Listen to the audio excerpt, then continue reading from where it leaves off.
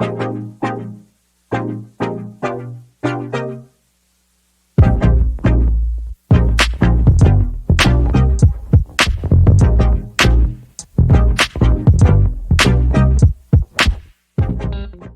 sont deux très bons exemples de ces langages.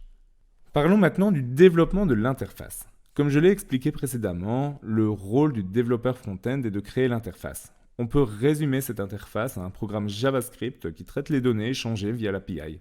API autour desquelles on construit des interfaces très dynamiques dont le contenu va changer sans nécessiter le rechargement complet de la page. Avec cette mouvance, JavaScript a beaucoup évolué. Avant 2015, la dernière version était la version ES5 sortie en 2009, soit 6 ans entre les deux versions. En 2015, la version ES6 a marqué un tournant en ajoutant de nombreuses fonctionnalités. Fonctions fléchées, classes, modules, etc. Cette version ES6 est vraiment la base du JavaScript moderne. Depuis, plusieurs nouvelles versions se sont succédées, ES7, ES8, ES Next qui est en train d'arriver, et JavaScript évolue à une très grande vitesse. Vous l'aurez compris, le monde du JavaScript bouge vite. Et l'on est de même pour les frameworks. À ce niveau, justement, 3 gros frameworks JavaScript se partagent l'essentiel du marché front-end. Angular, qui est développé par Google, qui est un framework très puissant, mais qui demandera d'intégrer l'ensemble de votre projet dans le framework et de construire au final votre interface autour. Angular demande également l'utilisation de TypeScript. Nous y reviendrons dans un instant. React, développé par Facebook, qui se définit plutôt comme une bibliothèque. L'avantage, vous pouvez l'intégrer de façon modulaire en vous limitant à l'utiliser là où vous en avez vraiment besoin. Par contre, React vous imposera un langage de template pour créer vos composants visuels en place de HTML. Enfin, on retrouve également Vue.js, une techno indépendante créée par un ancien de chez Google. Vue.js est également modulaire. Il peut donc aussi s'intégrer uniquement où vous en avez besoin. Il est vraiment plus simple à apprendre et pour moi, il s'agit vraiment de mon petit préféré.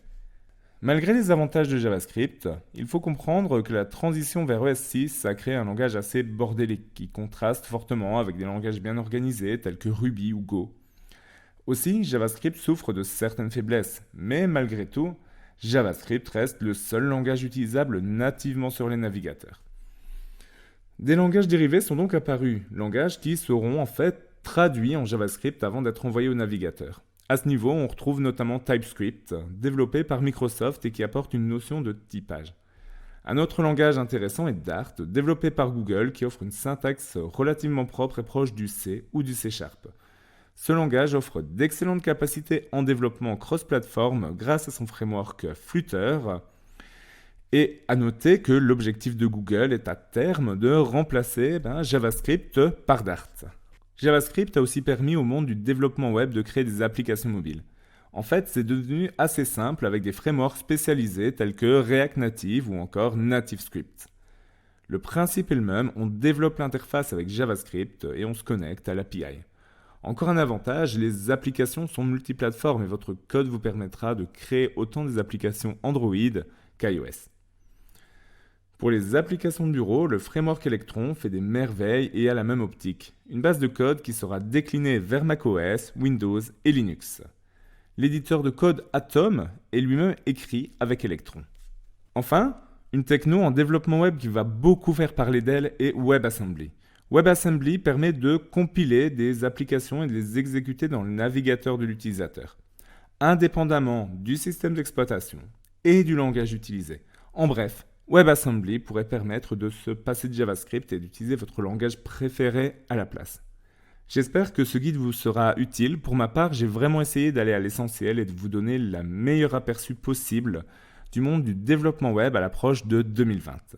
Si d'autres technos méritent selon vous de faire également partie de ce listing, je vous invite à le dire en commentaire. N'hésitez pas à donner un petit coup de pouce à cette vidéo et à vous abonner pour plus de contenu sur Creative Cloud, le développement, le web ainsi que l'entrepreneuriat.